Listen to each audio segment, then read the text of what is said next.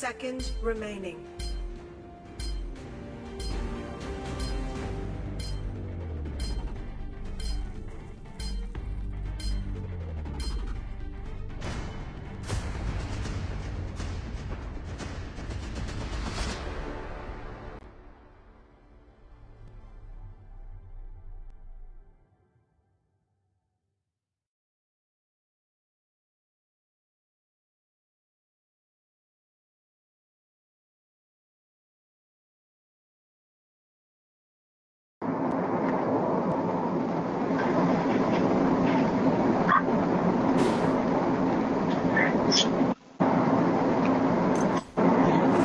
Mấy ai kêu ghê thế. Thôi nhé đi anh, cha mẹ em Nguyễn Mai nào. Quốc Trang, săn hay phết đấy.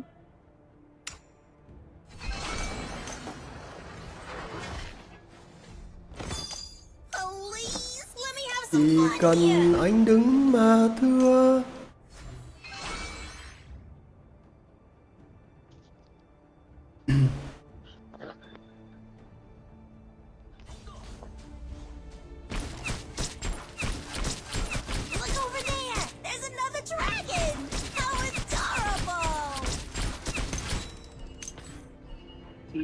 Thôi đại ca, bình tĩnh nha, mèo con mèo. Nguyễn Mai Quốc Trang, mây sao được chơi vậy? Cứ vào được là đánh thôi. Không đau đâu. Bắn nó con gì đi anh.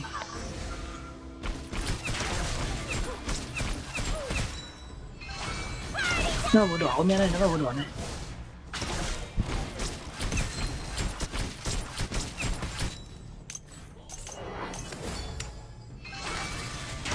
Nếm thử linh hồn cú dân đi.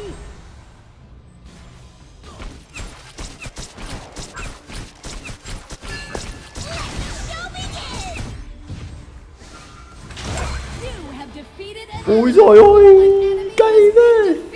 Nice assist. Hai thằng đi ra nó đẩy quả đẹp quá.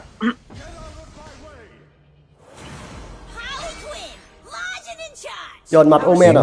Thằng kia nhờn mặt Omen à? Under attack. Thế mà trụ nó vẫn bắn được ở đấy, chúng anh ảo thật anh.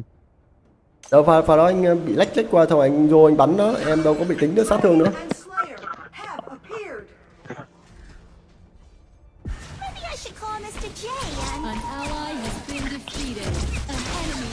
Khi nghe đã được ra đỡ hồi kêu.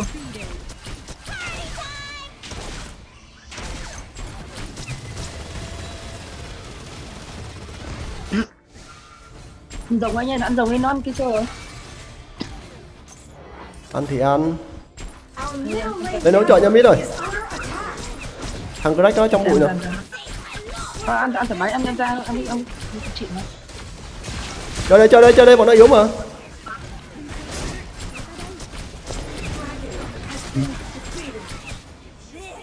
Crack nó có kéo nha anh em. Có giải nha, có giải nha. Phải yếu thì cả băng được. Băng được.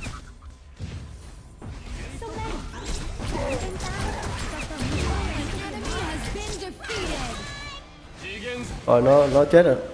Bộ nó đẩy. Giờ đắt. Bộ đỏ nó còn anh nhá, bộ đỏ nó còn nó đớp luôn Cướp đi. Nó lại đớp. Ý mà anh khác thì cái bộ đỏ ăn quý trời ơi. Ăn chứ đớp hạt.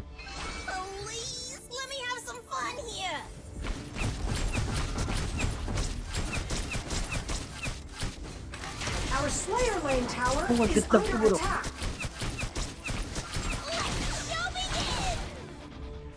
Em chưa có đặt. Về. Đông Em cứ bắn đi.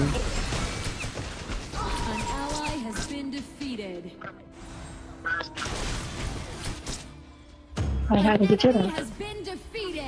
Thôi trên này anh cũng bị. Ăn cái bộ đỏ rồi. Our dragon lane tower is under attack. Ba thằng trên đường rồng nhá. Bắn ca tù á. Em mới sai trước anh này. Nó con tì á, thằng Greg nó con tì nó đầy đủ chiêu thức luôn á. An enemy has Sao been em defeated. ulti. 18 giây có giải nhau. Ui tốc biến nhỉ, nghe cay nhỉ. Thì tại Có băng không anh, có băng không? Có gì tầm xa. đang người anh Giải đâu anh, giải đâu anh giải đi. giải Theo có giải thế mà. Enemy has been defeated. giải rồi ông ơi, giải từ lúc băng trụ cơ. Điên nữa, cái băng trụ thì nó hút cái giải chứ. Quả ra giải là chạy rồi.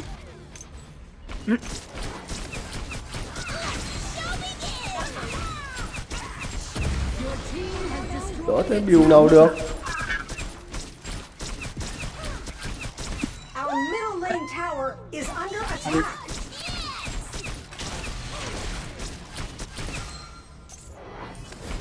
Lực là kéo anh. Giờ nó ngắm nó kéo anh không mà. Nó là ui trời đâu. Lui bạn lui. Nguyên Mai Quốc Trang, thích như đánh giải quá ghê gớm. An enemy has been defeated. Cấp cứu không kịp kìa. Chơi ban này, chơi ban nhau. Em hồi ulti phát em. Nói chiều ấy. Your team has destroyed a Qua đầu hồi máu đi bạn, qua đầu hồi máu đi. Đừng sợ, có ta đây. An enemy Hay rồi has nè. been defeated.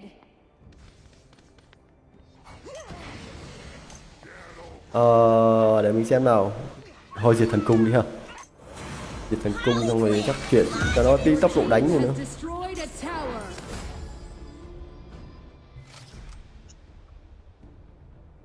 Dragon has been defeated. Ủa sao hết rồi bạn ơi, sao hết rồi.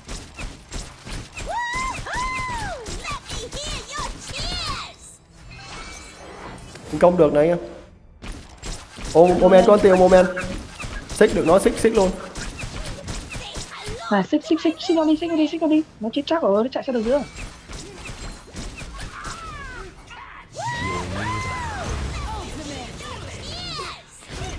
Nó kéo ra. Ôi, thế nào đấy? An ally has been defeated. You have defeated Ok này. Rồi kéo kìa. Đó, tới đây.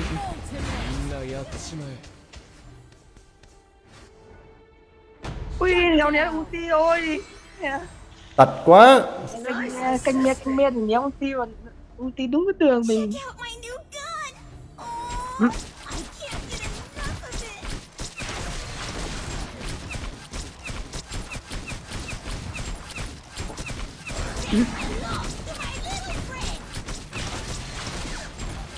Tôi khả năng khó anh ạ. Rồi tính tay không thì bắt cọp à. Lâu đi cu. Our dragon lane tower is under attack. Chơi đi, mở ra, chơi. Có bay lắc lên luôn à.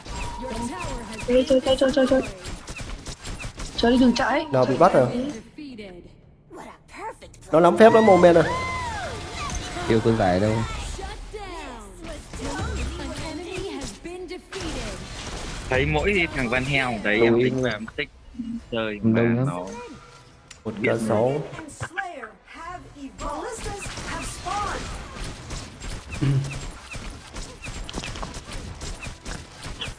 Thôi bỏ đi. Không còn đuổi cho nó ra. Our middle lane tower Đi đắt nó trong bụi. Your tower has been destroyed. Anh cái sơn rồi, em ra cái sơn. Cẩn thận nha, thằng Greg với thằng Greg đây rồi. Chơi luôn anh, Greg chơi luôn. Sợ gì nữa đó mà. Chơi luôn Greg, chơi luôn anh. Defeated an enemy. Anh cứ lên bắn đi anh. An enemy has been Phải defeated. lựa góc. Và cảm nhận hơi ấm của biển hoa. Bơ bắn đi kìa, không chạy. Bắn đi. Ok. Thành công được á, thành công được á. Em ăn cái sơn mình cho. Em ăn cái sơn mình. Cú dừng đi.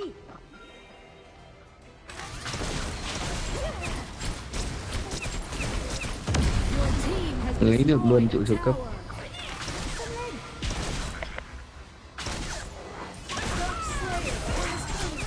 Gấu nhảy nha, gấu nhảy Greg nó tia.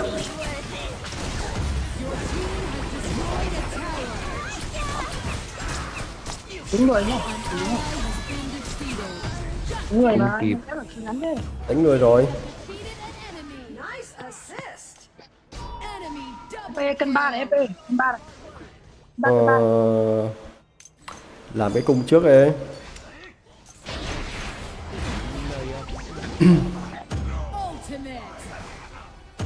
Lùi đi. Thằng bò roi nó chuẩn bị hồi anti nha Tiêm. Nó chuẩn bị có anti đó. EP chưa được. EP hồi máu EP ơi, hồi máu nhanh. Bloodbath. Ghê gớm nhở.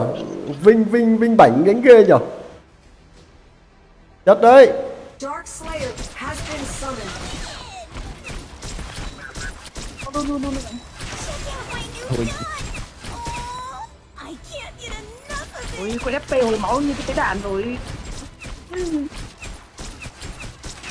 nhá đâu anh.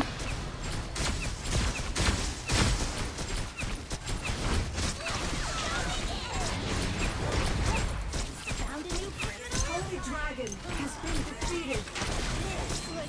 Một phanh nước còn không nhé? Ba thằng dưới kia. Tôi kéo. Ôi, ba trận thành thánh. Your team has destroyed a tower. Nó lên nó bắt mid. Vuông vo quốc vuông, gớm vậy Helen Berganga. Thì xích Omen rồi kìa nhá. Gì? Thì Ô một team chết ôm em mồm bị tạt à? Has been defeated. Nice assisting. tôi luôn đó. Cái nó có kéo nha anh em.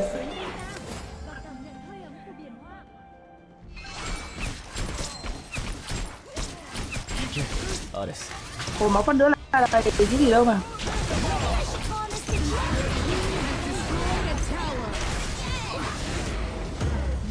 Ôi thôi, anh kéo. Cay. Rồi ghi rồi nha. Được gì được các bạn. Anh đi pìa biết rồi đấy.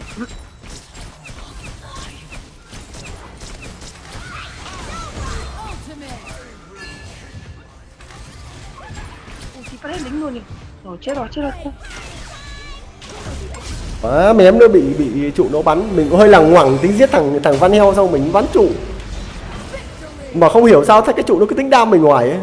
Kiểu số rồi sao á.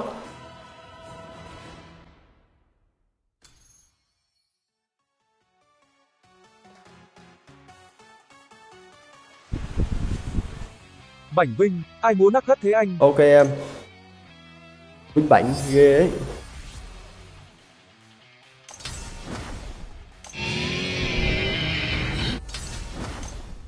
Ghê đấy. Ông ơi, căn bản là trận này team mình á, team mình có cục máu di động cộng thêm Vuông mạnh vo quốc vuông, mạnh ở tối đầu nay và Vinh đã- giữa game. Nếu mà team mình không ép được đầu giữa game về cuối game cũng hơi khó. Team nó có con Bright nè, con ở team nó có mỗi Bright với gấu thôi chơi được. Team mình cả ba mặt trận đều chơi được. Lỗi kiệt hết. Vũ Quang Dũng, Berganga đỉnh không anh? Thằng lỗi kiệt hết để như nó đã có trong VR, nhưng này nó không có mở loa thì phải.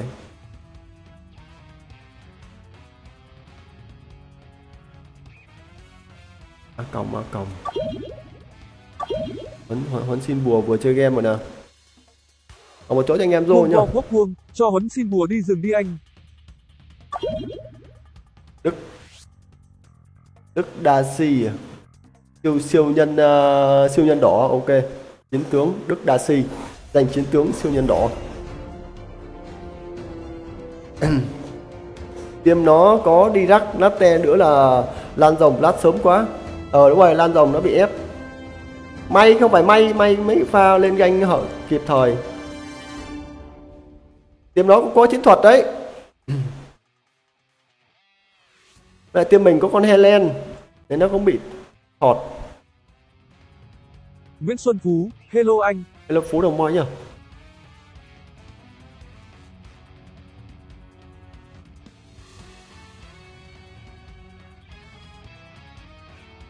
Your team's turn to ban. bước qua chiều nay. Bảnh Vinh, không ép nhanh thua ngược X chứ anh.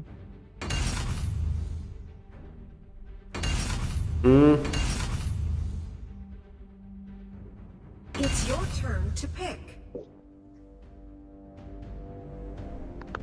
Tóc dài quá ta. Tu lên à. Opponent's Tu lên à. Vũ Đức Quang Dũng, team MH có quả giáo án của Blue.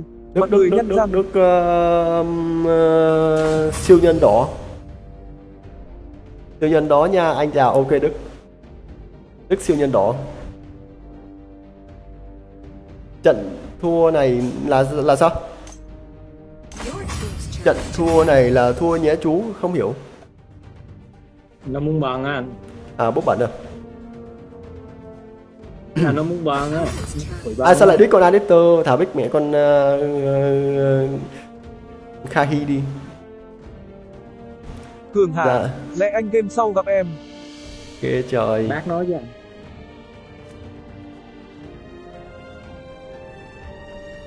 Violet à? Violet Nakrod Data Data Violet Nakrod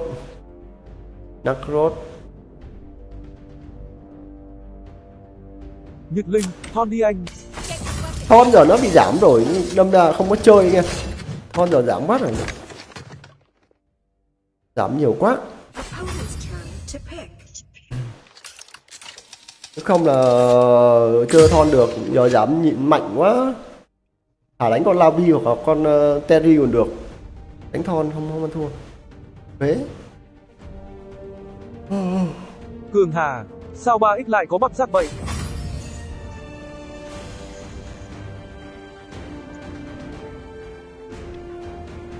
Đây đang đi tiêm 5 khán giả. Cường Hà. 10 seconds remaining. Có gì đâu, nó bốc thì được một game thôi. Game sau nó vào sổ. Có gì đâu mà anh em. Với lại ạc chính của mình thì mình đâu quan trọng sao đâu, bọn nó quan trọng chứ mình không quan trọng sao đâu. Đánh thôi.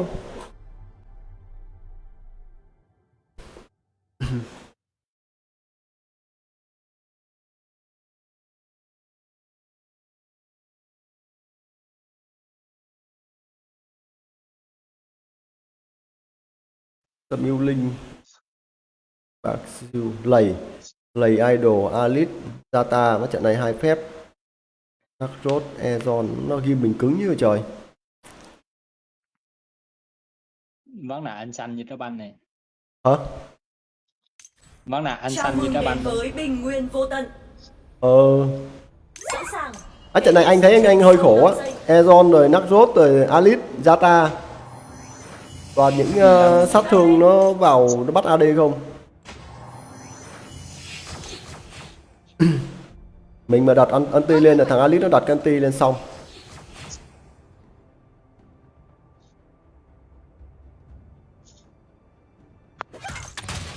Đúng thế thì không sợ.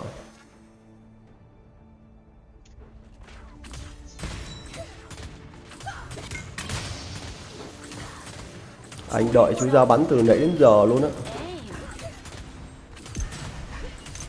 Solo nó anh. Solo chứ. 5 cái tăng tỷ lệ chí mạng lên mà nó vẫn còn đứng solo.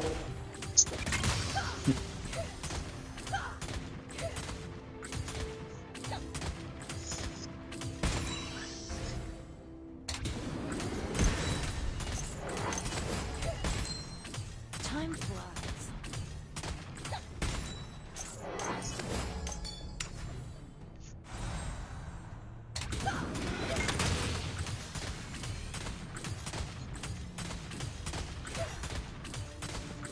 Lightning strike. Come to my turn.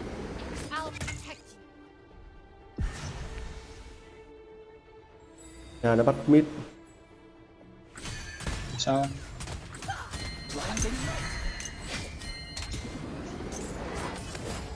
Mid về nhá.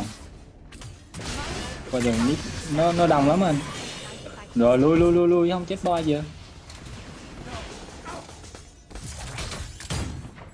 Đó, phải bật đặt lên. Anh đang hủy anti, hủy không được. Have a Đặt cái anti lên để là tăng cái lượng giáp phép lên.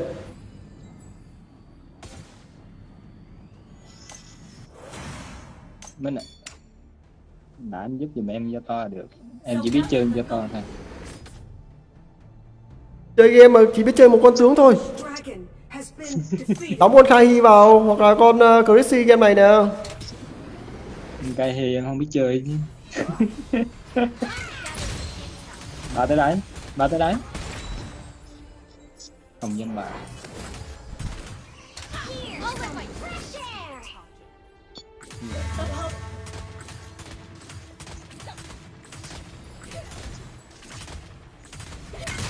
Do to mất bay.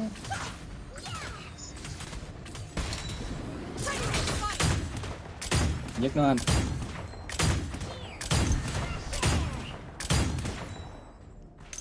Chưa? Nó làm này. Thích. An enemy has been defeated. Nói gì làm chậm chứ à?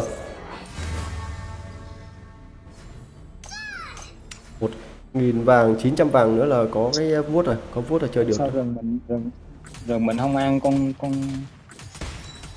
thằng Địch đường rồng biến mất. My life is 5% luck and 95% just doing it. Information. Tập hợp. Cứ nấp về bọn nó sẽ xuống. Tích.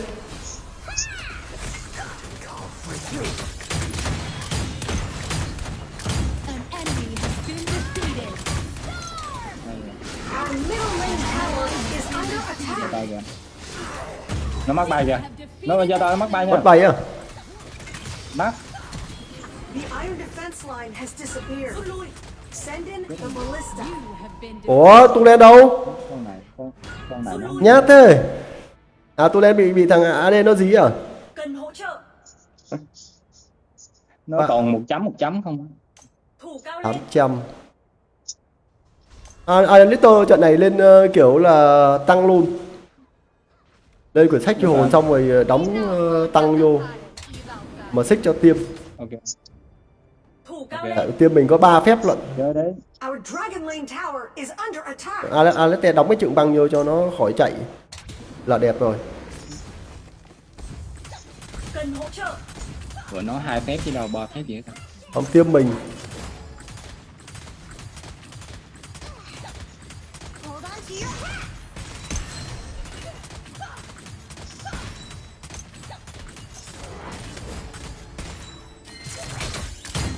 Thằng anh do tao nó qua đó. Chết anh rồi. Chết anh rồi. You have been defeated. Rút lui. Đang cùng ép cái kia. Anh lâu. Đã tao nó hết cánh rồi mà. Thôi bỏ đi anh.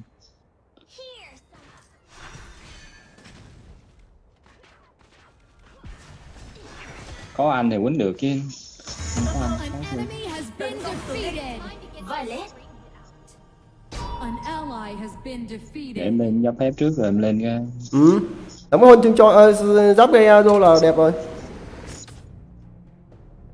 Our Rồi lên slayer sắp đi lane hồn. tower is An under ally attack. has been defeated.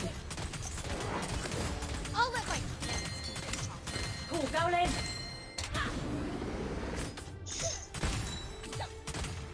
Rồng đang bị tấn công.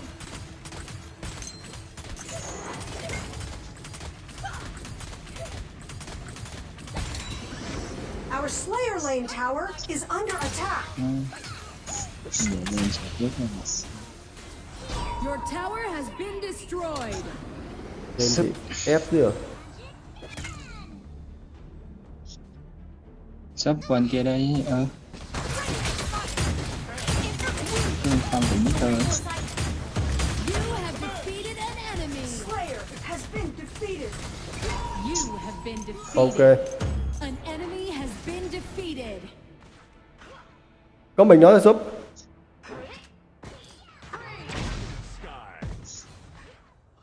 Ui rồi Sắp ôi. tiền này thắng không? Rút lui.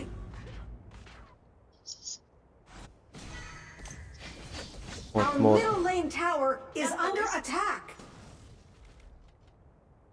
Đang tới. Hold on to your point. Chết rồi. An enemy has been defeated. Thằng nào nó trên này nhá. Ok anh.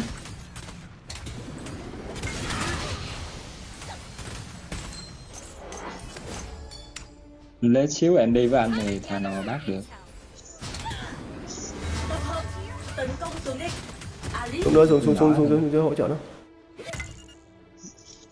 Cứ đi tự nhiên anh. Our dragon lane tower is under attack. You have defeated an enemy. Tập hợp. Tà thích lắm, ăn rồng nè. Tập hợp. Đít Alistair là cũng đẹp rồi anh. An enemy has been defeated. Nó nhảy đường không có choáng gì ơi. An enemy has Hay been vậy. defeated. Double kill.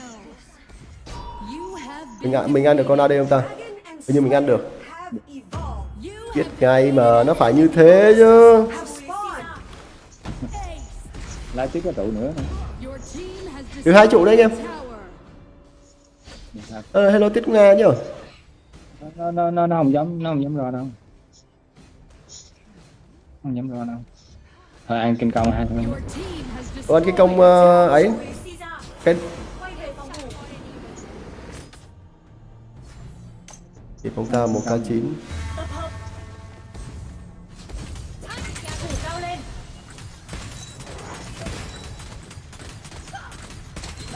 Cho nó vô luôn. Cho nó vô. Cho nó vô. Nó không dám vào đâu. Dragon lane tower is under Ra attack. to kìa. An ally has been defeated. Our dragon lane tower is under attack. Ra to kìa anh. Ra to mắt bay kìa. Đít Alistair đẹp vài mà anh tự nhiên. Double kill. Đâu anh đang ở trên đường trên kia, anh né cái ulti của nó. Rồng đang bị tấn công. Tại vì thằng Ezon nó đang bọc ở đó luôn. Enemy dragon has been defeated. Blink. Anh cứ đi theo em. Em cứ đi theo anh là anh. Cánh trên này. Ok anh. Chưa công được. Sắp đi qua anh kia đi chứ. Dark Slayer has been Đi summoned. qua này chứ. Súp đầu môi cánh dưới rồi súp đầu môi. Đâu cả. Chơi nó không anh? Nó không dám dùng. Onslaught. Không. Nè đánh nhau to nữa. Đẹp quá. Tower. Chú ý trụ. Đánh nơi to kìa. Double kill. Giết nó luôn anh.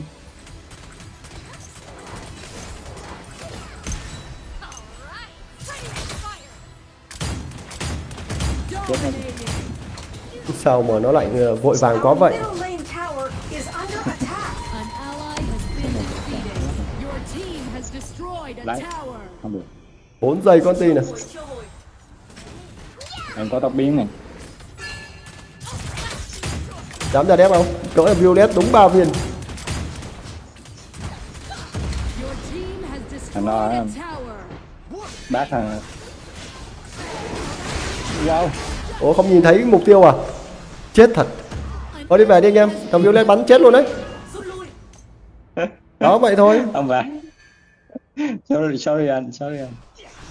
Phải là tóc biến tên bác thằng. Không, thằng Na pha đó nó rô mà xong rồi thằng Mid nó mới, thằng Alistair nó mới tóc biến lên. Ê, cho nó bụi đâu. Nó tức lắm ấy. An ally has been defeated. Nhà ta tức lắm. Your team has destroyed a tower. An enemy has Đã chấm dứt mất thằng ấy rồi. An ally has been defeated. Enemy double kill.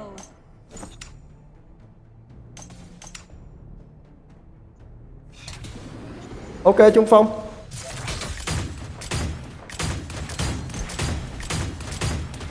Our middle lane tower is under attack. Ê, You have defeated Nhờn mặt với anh ở thằng ấy. been defeated. Your tower has been destroyed. Nè. Súp nó qua súp. chớp. Thôi thằng này bút bẩn rồi, thằng này chắc phải cho vào sổ. Là bút bẩn. Đánh hết máu không về lao lên trên đó là bút bẩn rồi. Cố tình bị chết. Nó canh canh nó liếm một vài mạng xong rồi nó chết.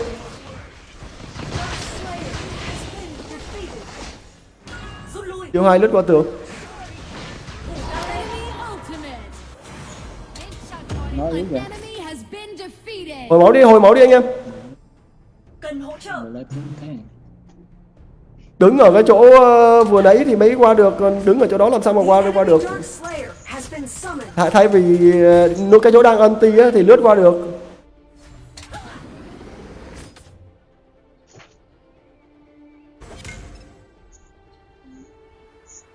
Nó đang rồng. Đây. Đây, anh cứ đây đi, anh cứ đây đi. Double kill.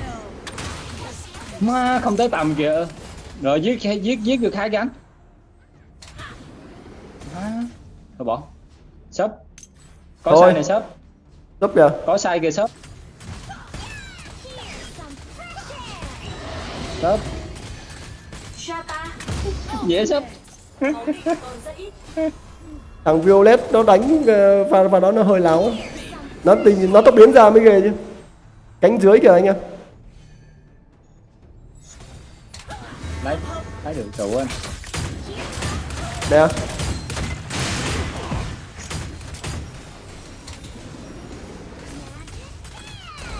Hết lính rồi. Hết lính rồi. Đúng. An ally has been defeated.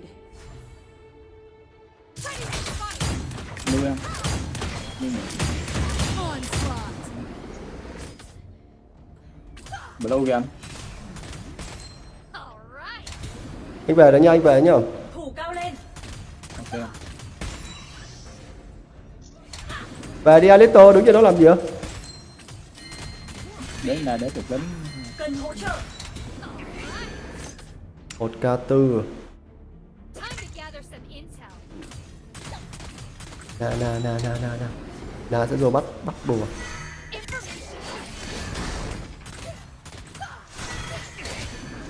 Time to gather some intel. Pha đó mình có tốc biến là mình bắt thằng Na rồi. Câu được cái giáp hồi sinh nó. I'll let my cannons do this. Rút lui. Cái hơi đụng. Ảo của em mà cô. Đi. Ăn kinh công phút thứ 15 kìa. Shop làm dễ shop. Thủ cao lên. Xích. An enemy Rồi has ăn kinh Còn công. nào nữa, còn dâu Eron nè. an ally has been defeated. Win luôn á. Win luôn chứ lá. Nó không tới tầm một chuyện. Có set anh. Từ từ dẫn pháo. Lane has destroyed a tower. Thằng Na nó sẽ vào. Set nè anh. Yếu hết kìa anh. Không hết anh cũng yếu mất tiêu rồi. Thôi về đi. Về. Chú ý suy ra. Luôn. Mới nãy ăn suy ra hay rồi.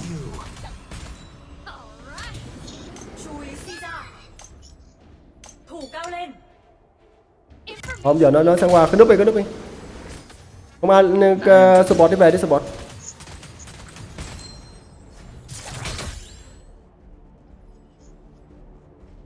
Nó đang ăn nè. Nó dám ăn luôn à. Nó đang ăn nè. Nó dám ăn luôn à. Điện pháo này. Được. An ally has been defeated. The enemy Infinite Slayer is pushing. Dominating. Giết anh. Kill. Rồi nó chết. Triple kill. Enemy ultimate. Để tôi hồi máu đã. Sao Đi anh cây bây công, giờ sao cây- anh cây- solo hàng đó luôn á. Solo luôn hả Chưa anh? được.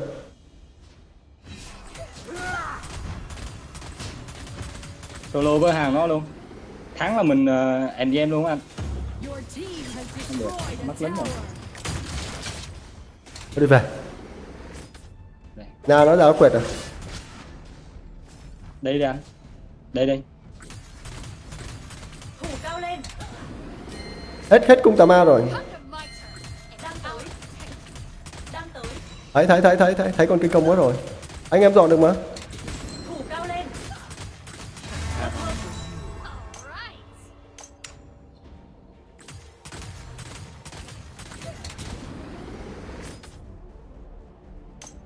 2000 đắp hồi sinh tí nữa hồi. Ôi thằng tốt nó điên kìa.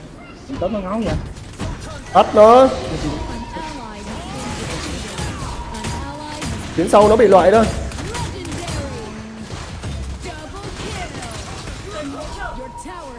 Nó ngáo kìa. Lính nhà nhanh giải quyết. Rồi thua luôn rồi. Our base tower is Vậy mà thua nữa, yếu vậy.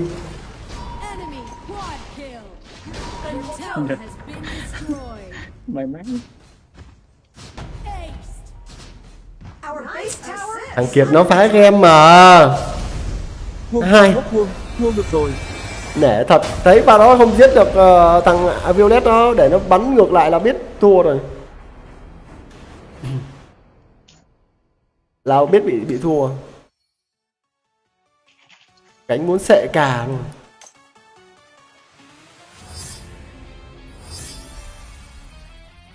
Vuông vo góc vuông, cay lắm cho nó vào sổ đi anh. Rồi, buộc phải cho vô sổ chứ sao giờ. Để xem là nó bao nhiêu, nó chơi bao nhiêu trận. 49% sát thương đánh cỡ này thôi. Tội nó anh. Xem nó bao nhiêu. Tội nó ai, mình tốt với nó, ai tốt với mình. 432 trận.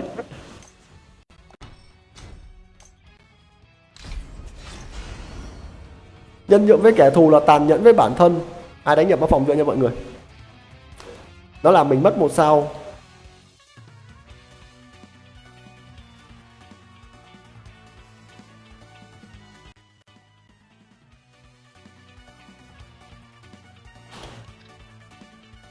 Vui vui, cay.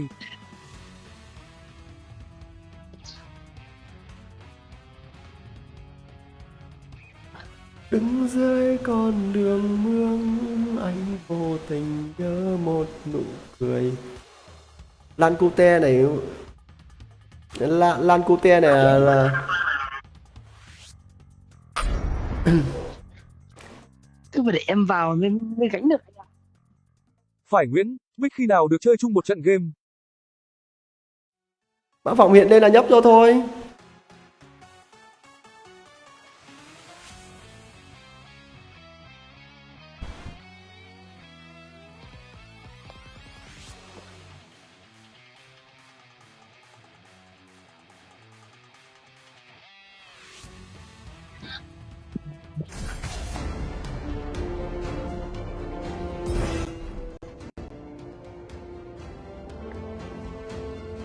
Phải Nguyễn, đánh rank cao quá hong chơi chung được. Mặt cười lộn ruột, mặt cười chảy nước. Mặt cười nhân răng.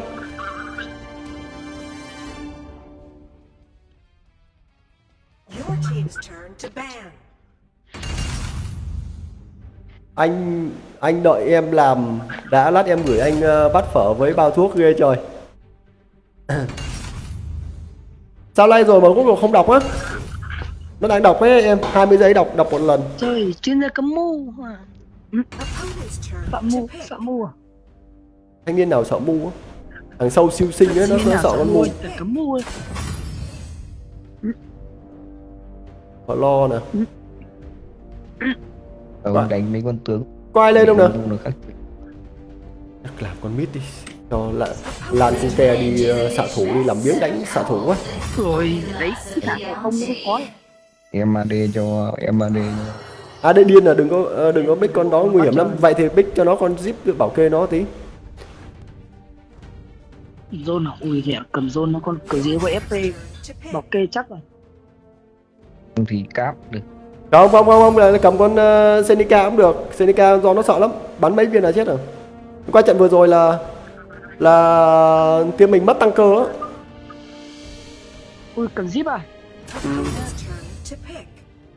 Team mình trận vừa rồi nhưng qua không có tăng cơ của mình thiên về Hơi khó ép ra.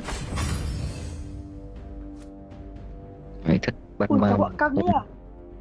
Your team's turn to pick. Giờ lên dìu cho chắc, nhảy lên. Đi kiếm là không khó.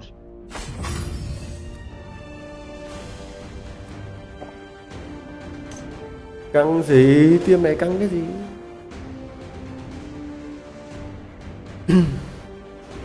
Ten seconds remaining.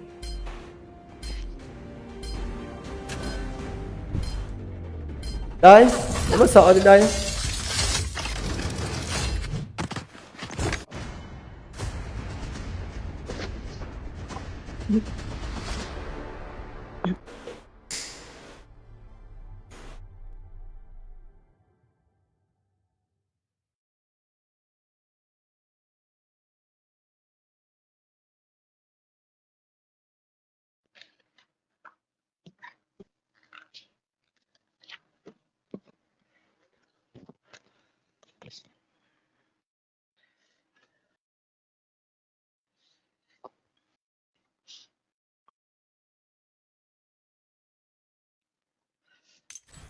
You are on the red team. Sẵn sàng, kẻ địch xuất trận sau 5 giây. John solo được nè.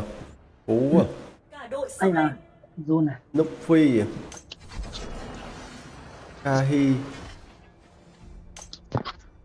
Thắng Idol. Batman.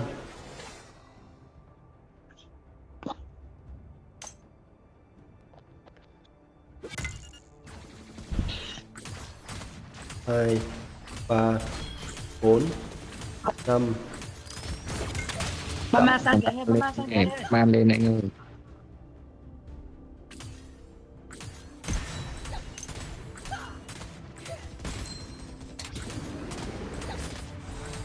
Come to my turn, and I'll protect you. Ở đầu cái một tốc biến này, FP. Phải lo đấy kìa. Đánh đi nào. Ôi không được. Tật kìa, đánh thường nữa. Kahi. Thôi, tốc biến nó còn tốc biến đấy.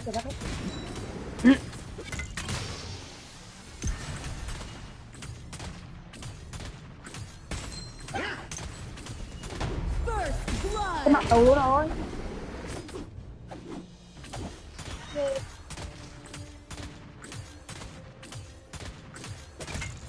Chơi màu đỏ đúng không? Chơi nó kìa, nó chơi lên cấp 4 kìa. Giọng ông nào bi bi thế?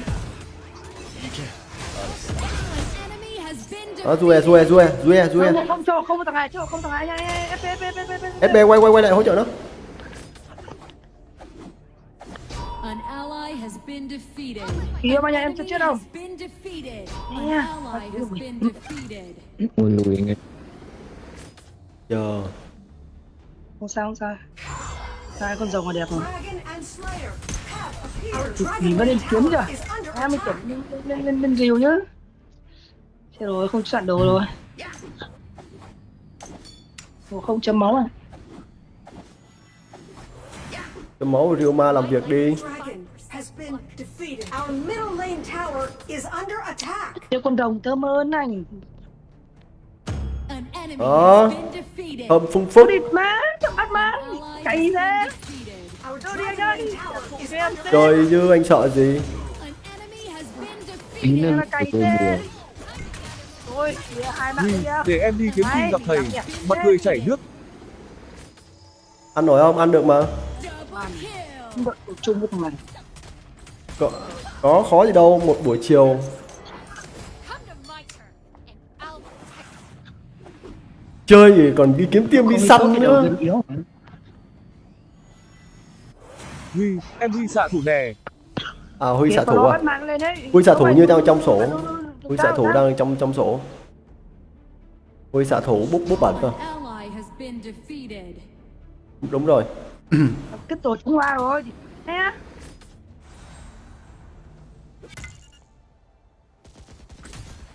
Shut down. Này, chứ đâu anh. Con man nó không biến.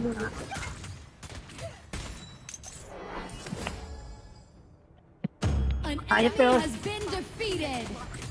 95%. Our middle lane tower is under Ê, attack. chơi. Slayer has been defeated. Con nhá. defeated. Kéo chết. Ngộ không cho nó không. Ui, kéo vào. Có vào đấy có phải đẹp không? Lấy cái chủ biết ở đây. Đấy hết mana rồi. Không lấy. Đây trong trụ nó có một Trung Phong, làm game Kali đi anh. Ăn máu rồi, đéo ăn được.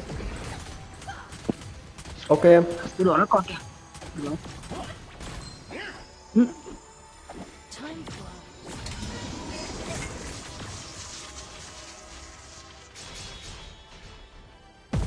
Mấy à này, tao bắt ma này. Bắt ma này. Ui, Huy, bắt ma này. bữa anh đổi thử lửa mà bắt đầu. Bắt ma này. nhanh đây. Ba kìa. Thế nhỏ. The iron Đầu ấy. defense line has disappeared. Send in the ballista. An ally has been defeated. Your team has Bốp. destroyed Huy a bốp tower. bẩn. Đấy em toàn bốp bẩn không. Bắt đổ con ta. Bắt ma kiểu gì ra bắt đổ ta. Ngon. Bắt ma nè. Tại trong đá kìa kìa.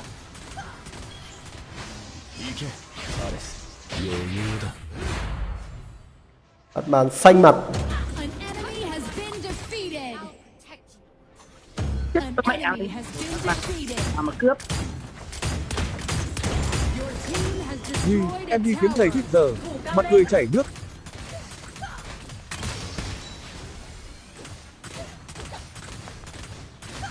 À 21 giờ mới có tin nhỉ. Đùi Chơi này. này.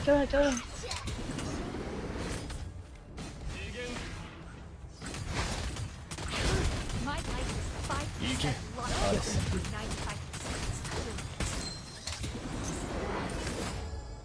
Rồng đi nha. Điểm đó như chưa ăn con rồng rồi đúng không? Anh em ơi cứu mình. Tao bắt mang kìa. Anh ơi. Mẹ em chết. Còn bắt mang này. Nice assisting. Dragon has been defeated. Nice assist. Về cái nguy hiểm quá. Còn nó đang kế bên thằng Khai á. Thằng ngộ không ra đâu không chết rồi. Còn nó về lại lan đường kinh công rồi nha Rio ma. Không trong bụi này. Hai. Our Dragon Lane tower is under attack. Mình biết. Mất thế nào được? Lăn luôn. An ally has been defeated.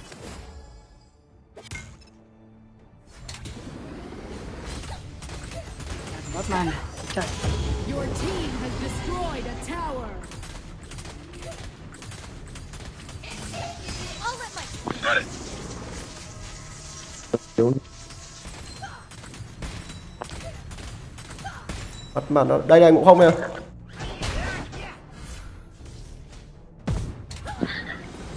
Không có chẳng ra chí mạng. Run. Huy, cách đó mùa này mạnh.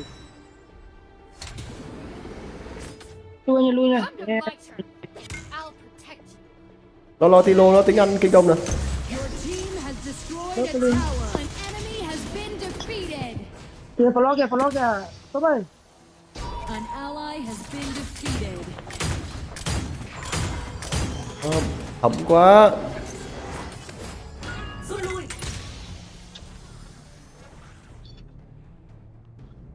Chiêu cuối chiêu hồi.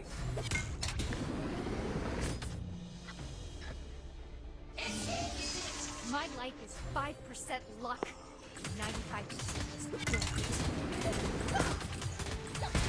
Let's get ready for something big.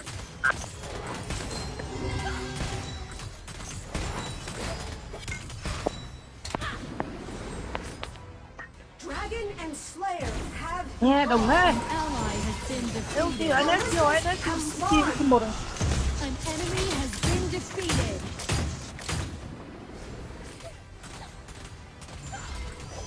Bắt mang nào bên tốt cái nhỉ? Đây hút. Về luôn về. Hay kìa, hút kìa. You have been Bắn đây, bắn. defeated. Và đó anti sớm thì ngon quá. Shut down. Nhìn thằng Ngộ Không nó đang hướng chạy đến là biết thằng Batman nó sẽ ghim pha đó. our middle lane tower is under attack. Luôn. Thằng Zone này không về này. Anh ơi, giữ nó đi.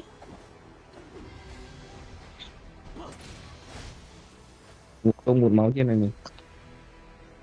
Vâng, có sai thằng vụ không kìa, có sai vụ không kìa. Đây là cũng không trên này nè. Cẩn thận bụi cỏ. Nó về đó, nó về. Không về. Tấn công rồng.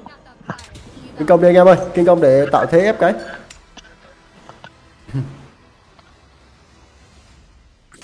Còn không nó qua bên bùa blue nhá, bùa xanh, bùa đỏ. Mai thì sơ ra luôn đi. Anh em đổi cái mắt đi, anh bắt thằng bắt man tích. Cho ba có sai.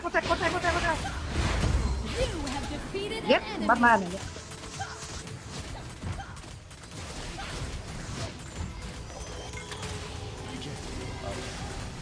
Về. Cái mắt cái. Rồi công được rồi nha anh em. Ahi có gì ta? Ahi giờ ai lên trực bắc? Lên rồi, em lên này câu kéo đấy này, câu kéo chơi được đấy. Been defeated. Ống trực bùng nổ hay gì đó đi, quay lại. Ở đây mình sau lưng nè. Tập follow đấy, tập follow đấy. Has been defeated. Dark Slayer has been summoned. Cưới đi, tránh dụ nó. Thế thôi. Bắt đi. Anh đặt cái anti hơi lâu ấy. Enemy has been defeated. Nice assist. Tập follow rồi. Our Dragon Lane tower is under attack.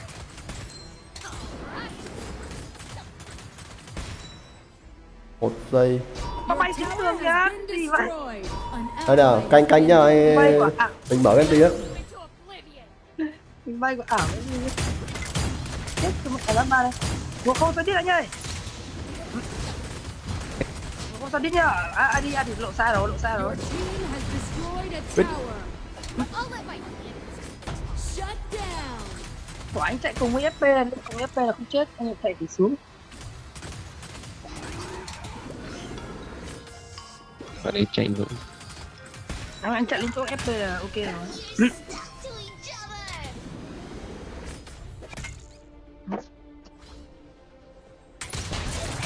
Không xoay rồi đấy.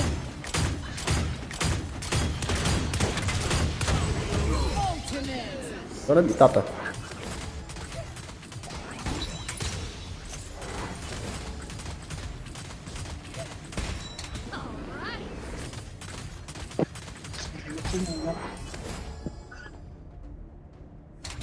Điều lính đi anh thả bom, anh check sai kìa.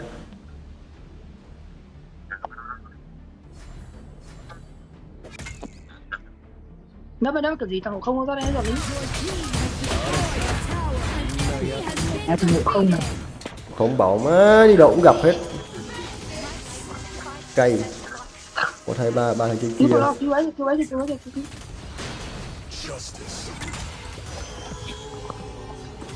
Hết Chạy lính. sao được con lợn này, chạy được. Dọn nhanh nữa ta. Enemy has been Chạy sao được? defeated. Sao mà chạy được?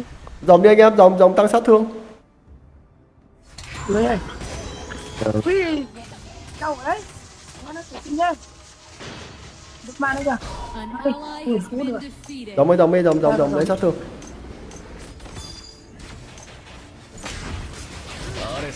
Holy Dragon has been defeated. I'll protect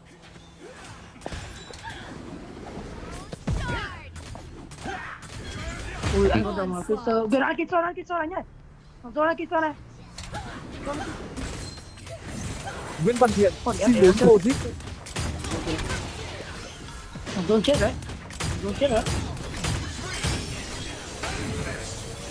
An enemy has been Ủa, lắm. defeated.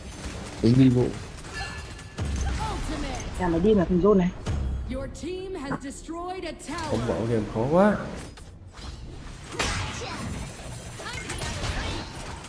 Bloodbath. Mày nhìn mẹ luôn đi nha. Thôi.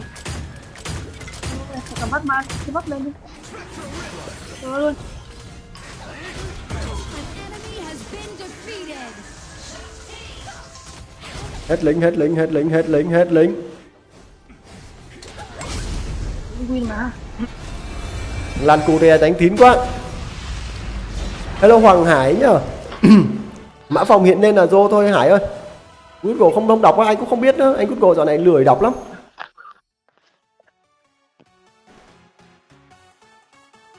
Phải like thì nó mới đọc. Với lại đôi khi tùy tên nữa, có những tên nó đọc, có những tên nó không đọc. Rút rồi trận này hay kén chọn.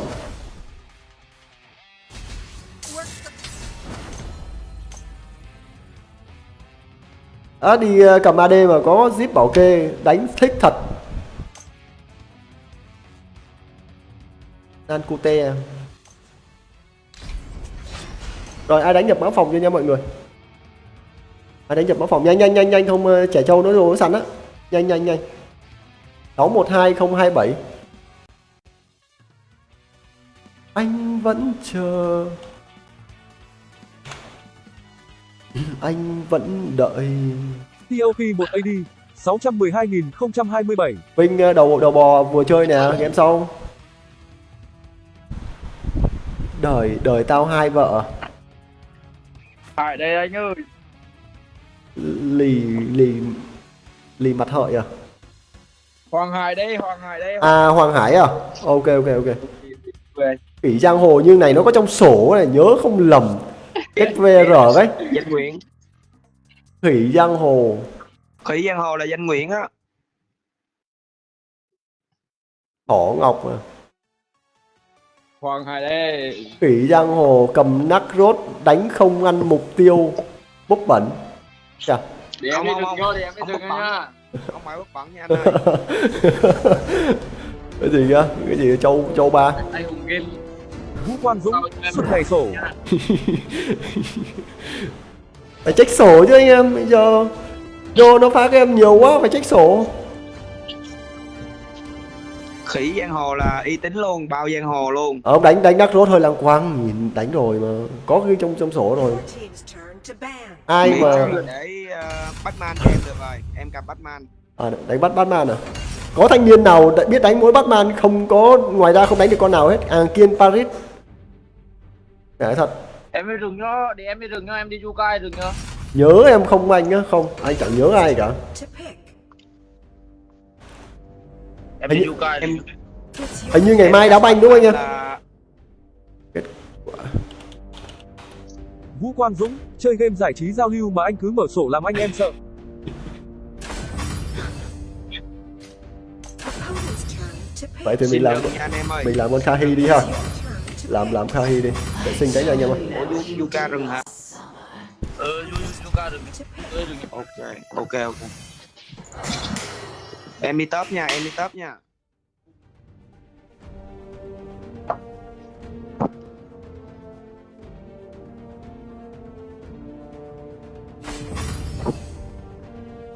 Đừng vào không kịp chứ. Your team's turn to pick. Vũ Quang Dũng, năm nay Messi vô địch nha anh em.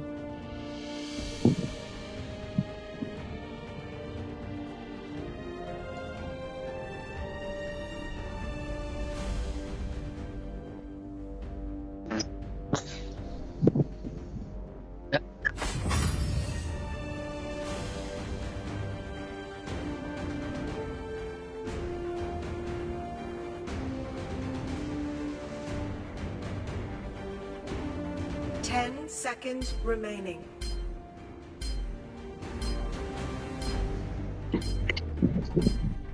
Thưa. Jadi tiếp.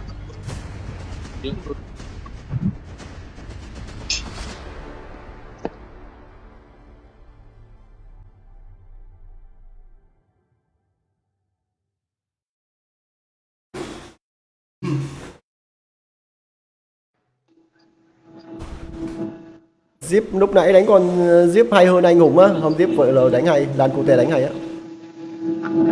Phải công nhận Lan Cô Tè đánh con Zip hay. Đi Lan top cũng hay. Không biết có phải là Lan 16 tuổi không? You are on the red team. Sẵn sàng, kẻ địch xuất trận sau 5 giây. Hôm nay lại không thấy chân bé Đung nữa đó, lên chiến tướng cái là ta rồi ngay. Bởi vậy con gái mà khó có thể chăm lo một người con gái.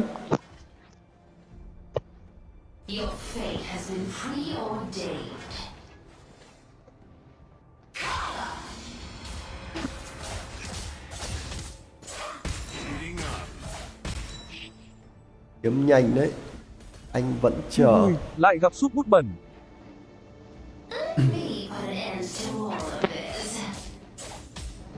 Vãi. Cứ đánh đi.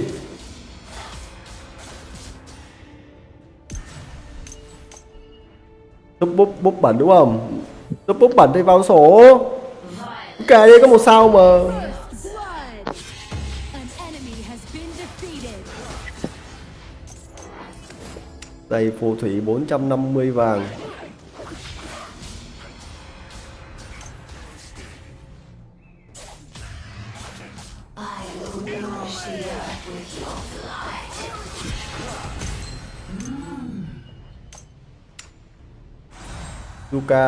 Zuka hơi phế.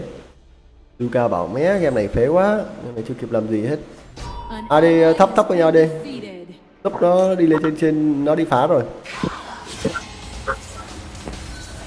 An enemy has been defeated.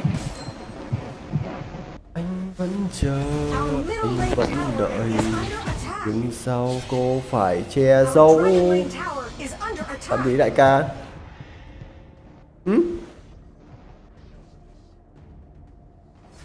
Ai vừa donate cho mình cái gì nhỉ? Dragon and Slayer have appeared.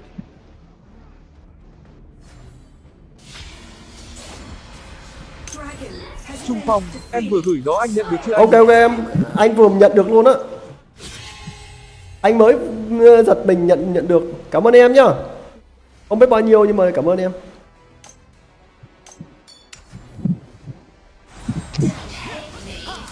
Má, người đánh nằm đây luôn à.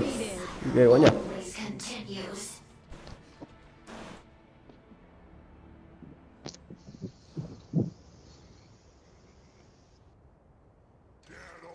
Ây da, đi kéo chuẩn chứ đại ca.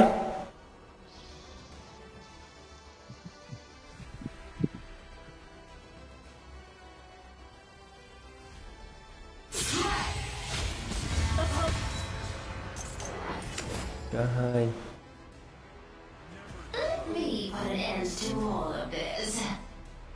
Our Slayer Lane Tower is under attack.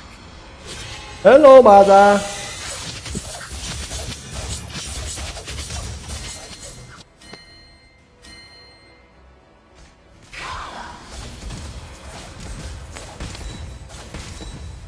Our middle lane tower is under attack. Để nói thế nào Greg, Brian, Zata.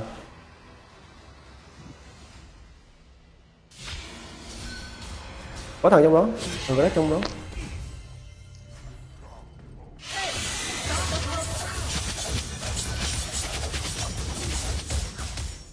Đấy 86 linh hồn thì chú chỉ có mà đứng đó khóc thôi nha Greg.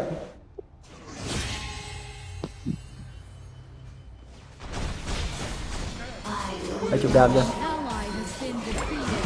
An enemy has been defeated. Đánh dưới rồi. The iron defense line has disappeared. Send in the ballista.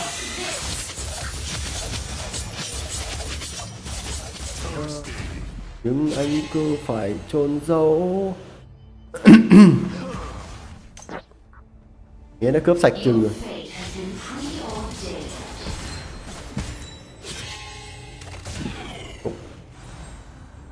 Hay. Nó con tì hay rồi Batman. Has been defeated. Ép luôn nè, ép luôn nè, mình có tì nè.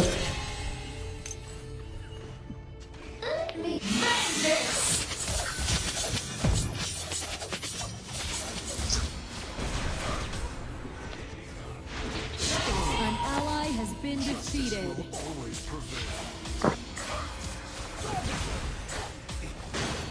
Enemy double kill.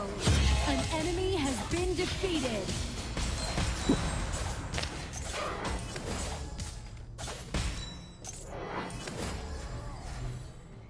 Our Gì Slayer vậy đại Lane ca? Tower is under attack.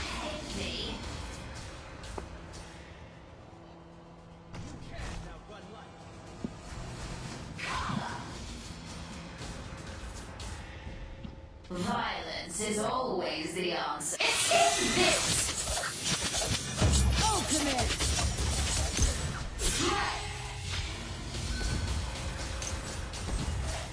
Our Dragon Lane Tower is under attack. An ally has been defeated. Your tower has been destroyed. Chiêu cuối chiêu hồi. Ra mid thì ra mid.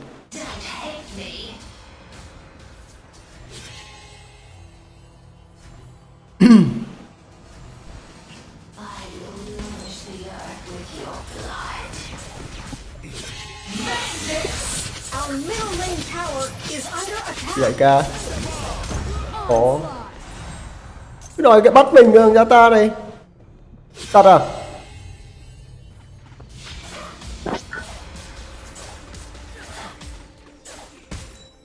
Có ngay ý định nó đi nhà ra ta. Rồi đánh nó xuống nhờ, đánh nó xuống.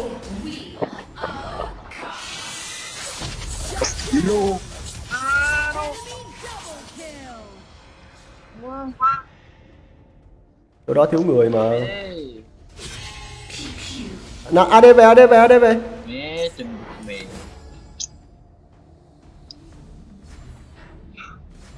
Enemy Chiêu ultimate. hồi chiêu hồi. 3 2. Cái thằng ghét cái trong bụi cỏ nha AD.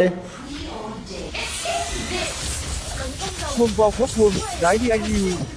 Ủa nãy giờ mình chưa mở mic à, là mình câu muốn sệ cả. Thằng Phúc nó phá em. Biết anh nhìn thấy kệ nó.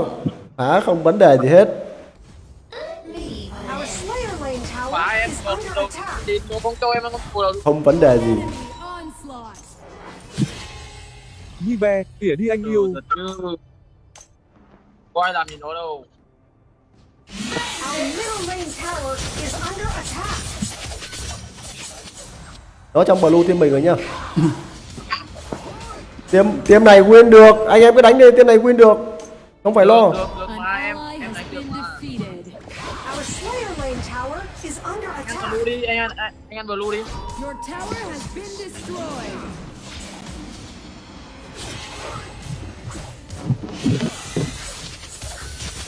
An ally has Ghê been thế. defeated. Về đi anh em. Middle lane tower is under attack. Enemy double kill. Thế em ăn blue rồi. Đi đại ca.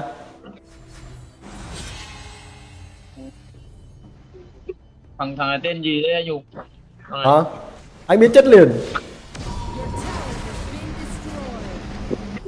Phúc không phá.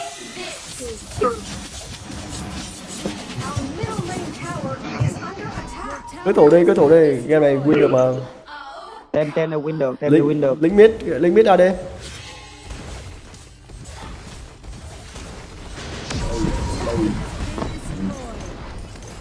Xem nào. Ra ta. Vuông vào quốc vuông, 15 phút thì Enemy win. bloodbath. Pha 3D xem có gì rồi. Vô xuyên giáp luôn à. Rồi. Cái này mình chỉ sợ mỗi ra ta thôi. Dạ ta bay hay thật. An enemy has Hay cái gì đâu mà hay. Hay. Sau lưng nè, sau lưng Brian nó bắt rồi. Vũ Quang Dũng, win kiểu gì nổi. Đóng nổi ó kìa. enemy Dũng đầu môi.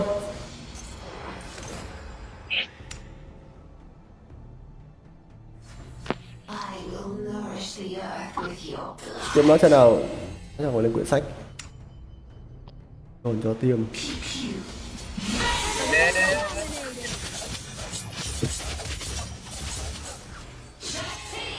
Đi né mấy cái bụi cỏ ra. Mấy bụi cỏ bị nó bữa chết đó. Mẹ Phúc đỏ em. Phải đòi đó. Cứ bình tĩnh thôi, win được mà 4 giây con tin nhờ. Chúng. Ăn là ui chưa được. Anh mà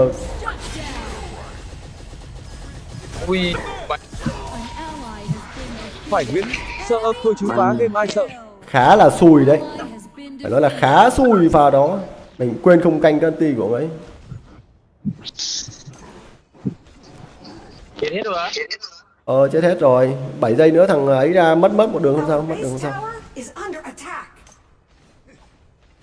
Your tower has been destroyed. Tấn công rồng. Bây giờ Batman lên phụ trợ đi Batman. Lên phụ trợ đi. Ok Được. ok ok. Your tower has been destroyed. Đồng đội mình ra rồi không sợ.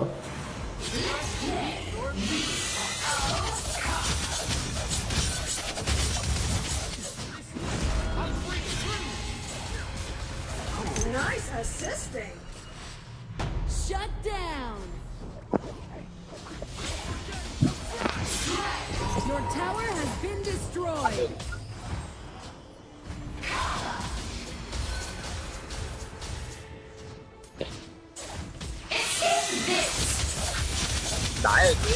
Dưới kìa, tập trung đừng để mất 3 đường. Attack. Đứng thẳng ra luôn. À cái thằng gia đo. Lính thôi, lính thôi. Ok. Ultimate. An ally has been defeated. An ally has been defeated. Rồi.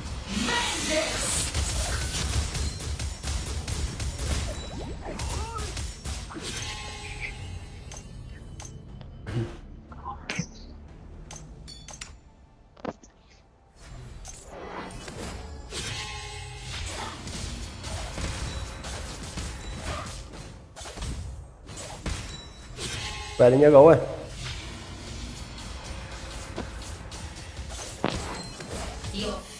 Nó ép ở đây nhưng mà em bóc em Anh thấy. Trung phong, sắp hơi khoai. Đấy. Bọn này nó đi ẩu rồi, bây giờ bắt đầu nó hơi chủ quan. Đánh. An ally has been defeated. Rồi thằng gia ta nó gãy cánh nào. Been defeated. Rồi đánh nó có kéo nhở. Chơi. Quá đớn đau, chào bạn nhé. Enemy ultimate. Shut down. An ally has been defeated. An enemy has been defeated. Enemy onslaught. Vậy cái Tấn công rồng.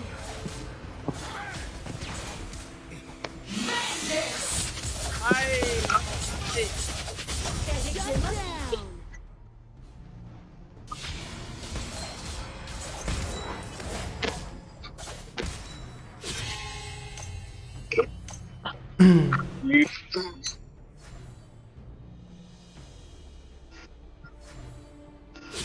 Đây, bắt đầu là giờ mid mình có đồ đó, mid giờ mạnh rồi đó. AD có gì ta? AD xuyên giáp chưa có luôn hả? Trúng. Cuồng vo quốc cuồng, vào đây hùng lo hết. ra chơi luôn. Has been defeated.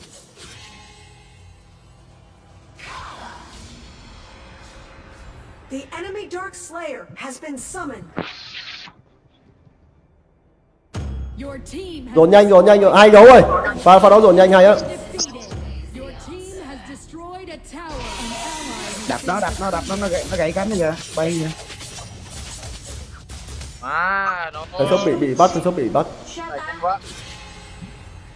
Lên combo cho nó, Nó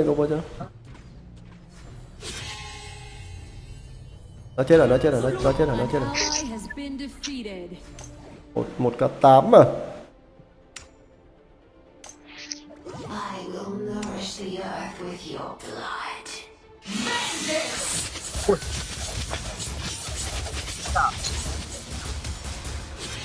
Cuồng vo quốc Bia cuồng, Nhung ơi, nó cho thằng kéo sắp vào sổ đi anh.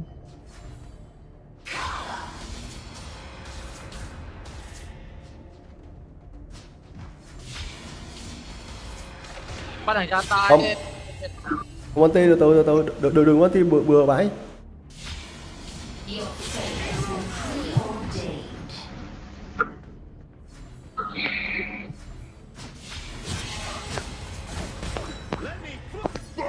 Tấn công rồng. Anh T thế nào được cốc. An enemy Hay kìa, Batman hay kìa. Nó bắt Batman nè. Nó bay này. enemy ultimate. Anh chết rồi. An ally Hai gấu ơi.